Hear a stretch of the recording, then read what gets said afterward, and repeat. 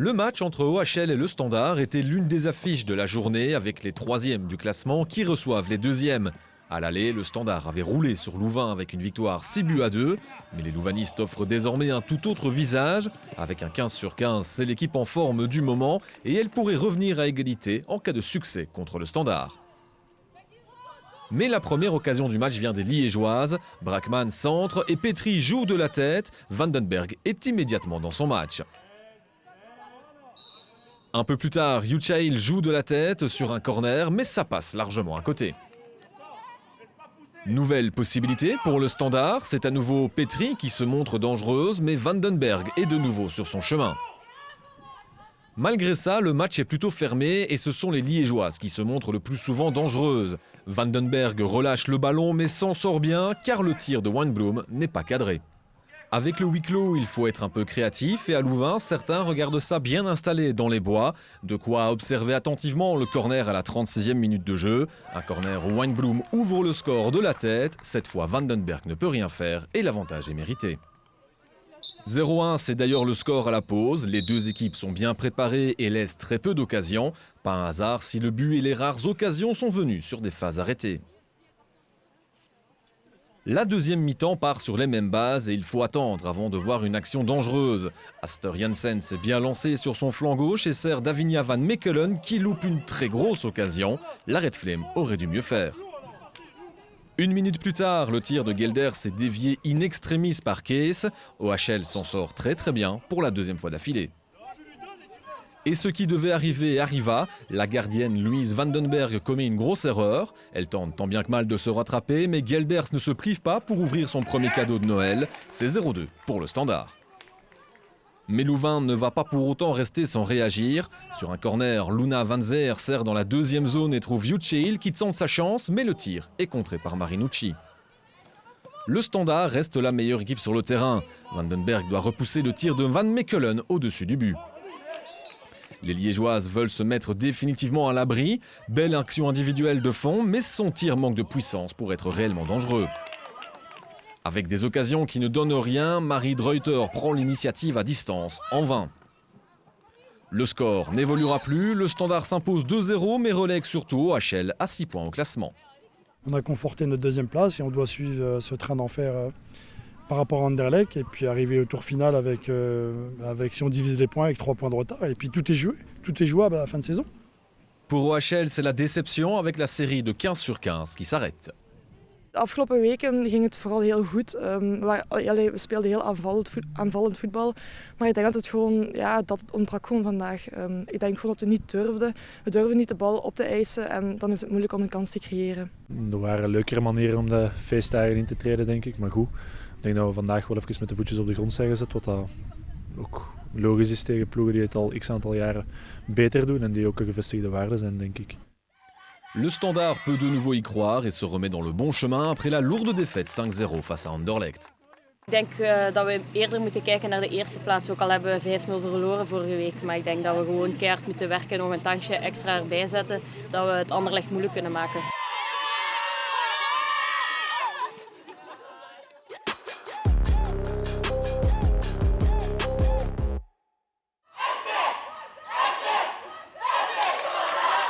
Face à Anderlecht, les filles de Zulte Waregem veulent à tout prix éviter le scénario du match aller et la défaite 0-11. Elles mettent du rythme d'entrée de jeu, ce qui est presque payant. Après 10 minutes, le tir de Leux atterrit sur la barre transversale. Les CV se voyaient déjà célébrer.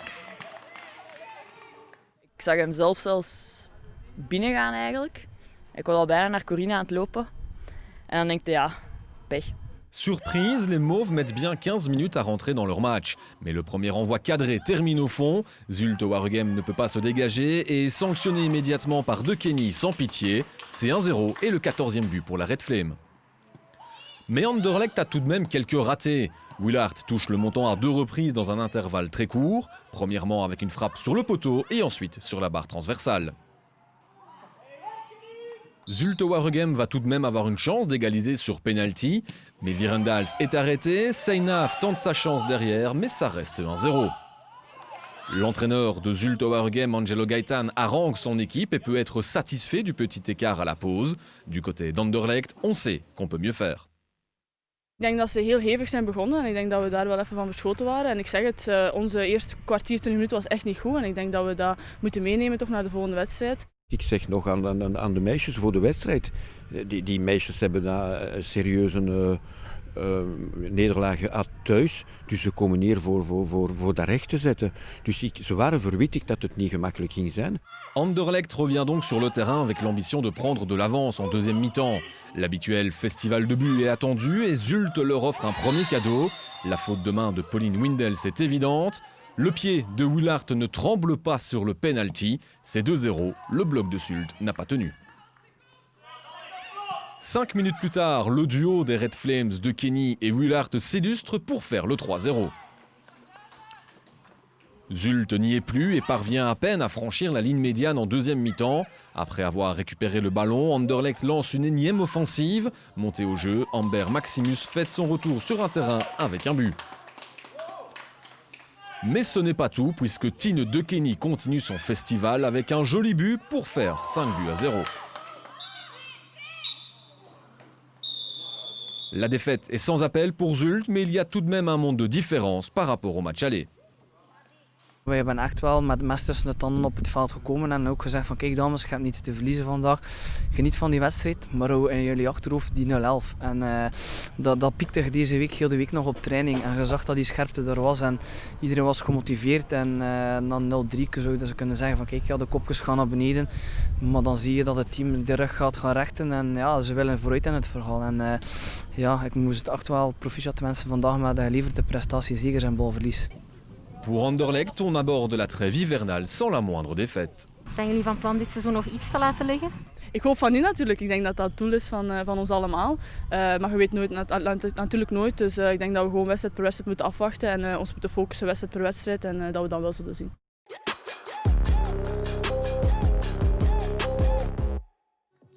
Lors du premier tour, le club Wayele s'était imposé 5-2 face aux Ladies de Genk. Après leur victoire 6-1 face à Alost le week-end dernier, les Brugeoises étaient en confiance avant ce match. Et le match commence à toute allure. Jeudi, Van Gelu lance l'offensive sur la droite et trouve Laridon pour déjà faire 0-1. Mais la joie est de courte durée puisque le but est annulé pour hors-jeu. Après cet avertissement sans frais, la réaction limbourgeoise ne se fait pas attendre avec le centre de Deuters pour Pauwels qui trouve le poteau. On joue depuis à peine 3 minutes. Nouvelle possibilité pour Genk un peu plus tard avec Emily Stavers. La frappe est puissante et trompe Gerhardt, c'est 1-0 pour Genk. Bruges a souvent le ballon mais peine à se créer des occasions, d'autant plus que Genk est bien présente dans les duels. Genk choisit ses moments pour mettre la pression et tenter de partir en contre-attaque. Merkelbach sert Deusters qui a une inspiration géniale. Gerhardt doit de nouveau se retourner. Le break est déjà fait, c'est 2-0. Het was een moeilijke bal om er nog iets nuttigs mee te doen. En ik zag de keeper in mijn ooghoek uitkomen. En ja, ik dacht, ja, je moet iets proberen. En met een beetje geluk gaat hem binnen, dat moet ik toegeven. Maar ja, binnen is binnen en hij telt. Derrière, Bruges ne parvient pas vraiment à réagir. Leur seul tir cadré arrive sur ce coup franc. Ce n'est d'ailleurs pas la journée du club Wayele. Van den Steen trouve Merkelbach qui se joue bien de la défenseuse pour alourdir le score. C'est déjà 3-0 pour Genk.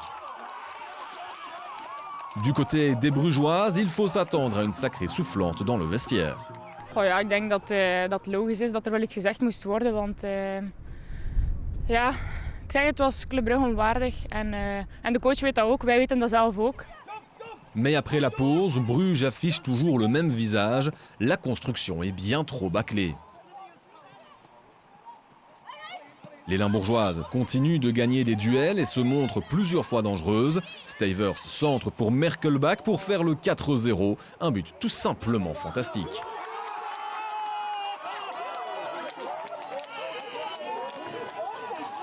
De aanname kwam beter dan zelf verwacht, maar ik kwam perfect, dus ik moest maar in één tijd schieten, dus ideaal. Ja, het voelt wel lekker hè, als je zo'n bal vol kan raken en die vliegt erin. Zeg dat, het was met mijn linkervoet ook nog, dus ik stond zelf versteld, maar de ontlading was geweldig.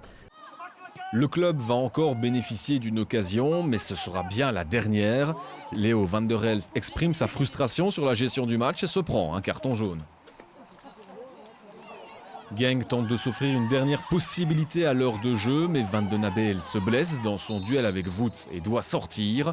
Les deux équipes ne marqueront plus et Genk s'impose 4-0 face à des Brugeoises bien secouées. Ze waren veel scherper in de duels. De tweede bal was altijd voor hun. En wij hebben het een beetje ondergaan eigenlijk en dat is wel jammer. Après une telle performance face à une telle équipe, Guido Brepoels ne peut avoir qu'un large sourire jusqu'aux oreilles. Met zo'n jong team en dan deze prestatie leveren, ja, dan kun je als coach maar heel tevreden zijn. En je ziet dan heel veel dingen terug waar we 3-4 maanden aan gewerkt hebben. En dan die 4-0 ja, tegen Brugge. Ja, mag tellen, hè. Place désormais aux célébrations après la victoire.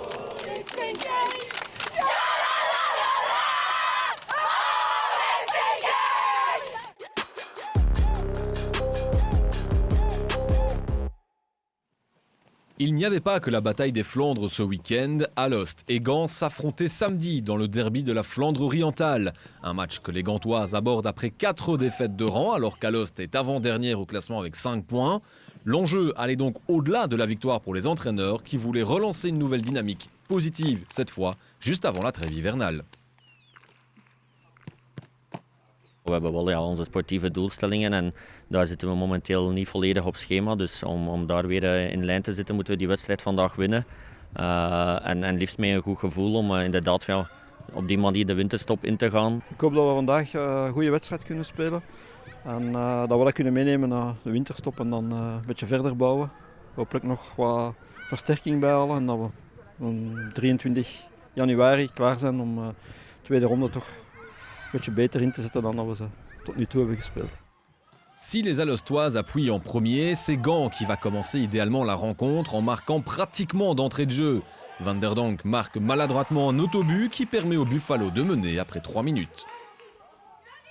Mais les Alostoises vont tout de suite vouloir se reprendre et forcent les Gantoises à reculer. Avec son genou, Van Oren trouve Van Ackeren qui égalise. C'est un but partout après 6 minutes.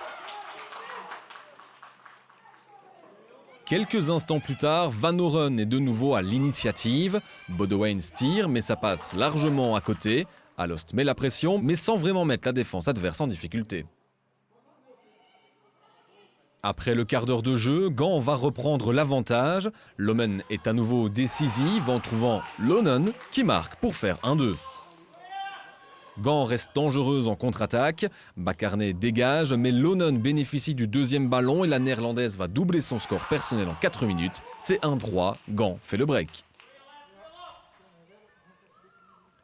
Van Mingeroet joue dans l'axe, mais le ballon est intercepté et Lomen est bien lancé. Mais Van Mingeroet parvient à revenir pour se racheter de son erreur. Alost s'en sort bien alors qu'il ne reste que 10 minutes avant la pause. Melonen se blesse par après et doit sortir juste avant le retour au vestiaire où le score est de 1-3. Los van mijn doelpunten wil ik sowieso altijd 90 minuten spelen. Maar ik zat er lekker in vandaag en dan is het jammer dat het zo vroeg ten einde is. Le début de deuxième mi-temps est calme mais il faut attendre 10 minutes avant de voir Gand mener l'offensive. Van Kerkhoven marque mais le but est annulé pour un hors-jeu. Gand parvient à trouver Lomen dans la profondeur. Le ballon passe devant tout le monde, y compris Prez qui n'en profite pas. Sur un corner, Van Britsom trouve la tête de Van Kerkhoven qui parvient à la mettre au fond pour faire 1-4. Alors que l'on joue depuis 58 minutes, le match semble plié. Et là, Van Kerkhoven n'a pas manqué son retour de blessure. Leuk, echt enorm. Ik denk na zo lang uit te zijn, om dan de tweede wedstrijd die dat je terugzet, een goal te kunnen meepikken is echt enorm. Maar dat is ook het verdienste van het mooie voetbal dat we hebben gebracht vandaag. En ik ben enorm trots om erbij te mogen zijn. Juste avant la fin, Matthijs frappe et trompe Bakarné, mais Van Loek parvient à éviter l'humiliation de justesse. Gand peut entamer la trêve hivernale avec l'esprit libéré après cette victoire, 1-4. Serieuze druk die toch van de schouders valt. Als je in zo'n negatieve reeks zit, ben je toch heel blij dat je op deze manier nog kan afsluiten het kalenderjaar en met een ander gevoel naar 2021 kijken.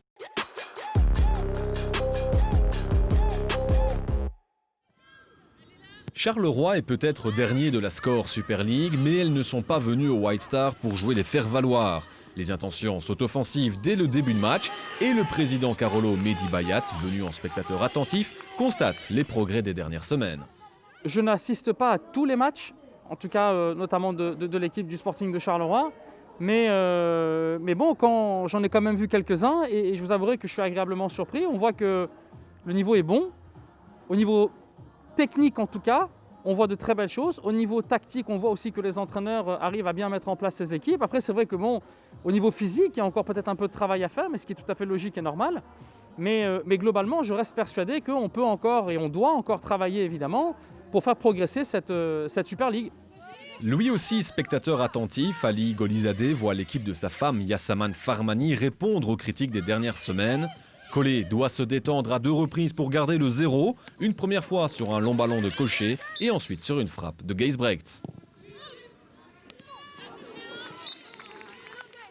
Même si le White Star a pris le contrôle du jeu, les occasions sont assez rares d'un côté comme de l'autre. Sunens ne passe pas loin du 1-0 alors qu'on joue depuis une bonne demi-heure. Sur un centre de Geisbrechts, Bougard parvient à jouer de la tête, mais ça rebondit sur le poteau. Mais juste avant la pause, le White Star va bénéficier d'un penalty sifflé par l'arbitre d'Ekers pour une légère poussée sur Vritov. Une décision qui semble très sévère, mais personne ne proteste pour autant.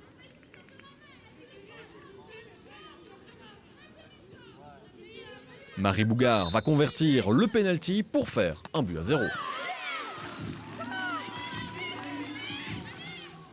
Charleroi tente de rapidement réagir et le ballon ne passe pas si loin ici, mais le score reste de 1-0 à la mi-temps.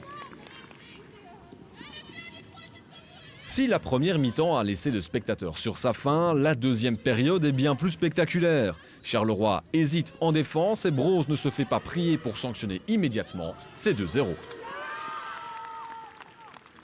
Het was een beetje een lucky goal. Het was goed gewerkt van onze andere flank, Sunus. Ze zet hem voor, de bal komt in mijn voeten en ja, ik loop er tegen. Maar goal is goal zeker. Dat wordt dan de 2-0 en dat geeft wel goede moed om de wedstrijd dan uit te voetballen. Mais plutôt qu'insister, Woluwe va redescendre d'un cran et laisser le ballon à Charleroi, ce qui va leur permettre de revenir dans le match sur un corner botté par Farmani. De Silly parvient à réduire le score, c'est 2-1. On fait encore une petite erreur et malheureusement on encaisse un goal. C'est vrai qu'à ce moment-là, dans la tête d'un coach, on commence un peu à douter, mais je pense qu'elle maîtrisait quand même le jeu et voilà, je sais que l'équipe aurait réagi et là elles l'ont fait, elles ont marqué un 3e goal, donc ça c'est le plus important pour nous aujourd'hui. Le White Star a bien reçu le message et réagit dans la foulée, mais le pied de Vritov est trop court pour creuser à nouveau l'écart et faire 3-1. Après, quand je mets le 2-1, bien sûr, ça repousse l'équipe. On remonte un peu, on pousse un peu plus. Voilà, les occasions qu'on a eues, on ne les a pas mises au fond. On a manqué de justesse. La dernière passe n'était pas toujours bonne. Mais on continue à travailler, on ne va pas baisser la tête pour ça. Et voilà. Un 3-1 qui va finir par arriver à 10 minutes du coup de sifflet final dans une phase confuse qui se termine par un autobut de Fourdin. Le White Star ne se laisse pas piéger pour s'imposer 3-1, au contraire du juge de ligne, auteur d'une belle glissade, heureusement sans gravité. On en a discuté cette semaine à l'entraînement et évidemment, voilà, elles se sont posées des questions, nous aussi. Et aujourd'hui, en tout cas, il y avait une différence en termes de mentalité. C'est ce qu'on attendait sur le terrain et aujourd'hui, ça s'est vu. Donc c'est pour nous le plus important et voilà, elles sont contentes et nous aussi. Charleroi a peut-être perdu pour la 8e fois de la saison, mais montre des progrès, un développement qui commence à porter ses fruits. D'ailleurs, Mehdi Bayat l'assure, beaucoup de choses seront faites pour le football féminin dans les années à venir, et pas seulement à Charleroi. On a beaucoup de choses à faire en réalité avec la Super League, c'est-à-dire qu'il faut évidemment pousser à la formation de nos jeunes joueuses belges, mais ensuite il faut aussi créer un marché, parce que nous voulons professionnaliser cette Super League, nous voulons faire en sorte qu'il y ait de plus en plus d'égalité entre les hommes et les femmes, à tout point de vue, donc c'est-à-dire au niveau des infrastructures, au niveau des outils, au niveau de ce que l'on peut donner à ces filles pour justement progresser. Mais nous devons aussi être conscients qu'il faut créer un marché économique. Et qu'est-ce que ça veut dire? Ça veut dire qu'il faut qu'il y ait un marché de transfert entre les équipes. Il faut que nous mettions les meilleures joueuses sous contrat et qu'on crée une certaine forme de concurrence entre les équipes pour aider les filles aussi à grandir. Parce qu'on se rend bien compte qu'aujourd'hui, qu'il y a très peu de contrats professionnels au sein de la Super League. Et donc, on doit faire l'effort. Et je l'ai dit d'ailleurs de manière très claire, je pousse réellement le football féminin. Je le pousse avec ma casquette de président fédéral, mais je veux l'appliquer aussi avec ma casquette du patron du Sporting de Charleroi. Et donc très clairement, je vais mettre du budget à la disposition de l'équipe du Sporting de Charleroi, parce qu'on ambitionne vraiment de jouer les premières places d'ici 2 à 3 ans maximum.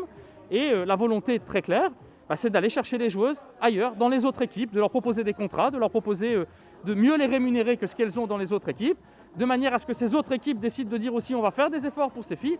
Et de cette manière-là, on aura créé un marché économique qui sera évidemment tout à l'avantage des filles.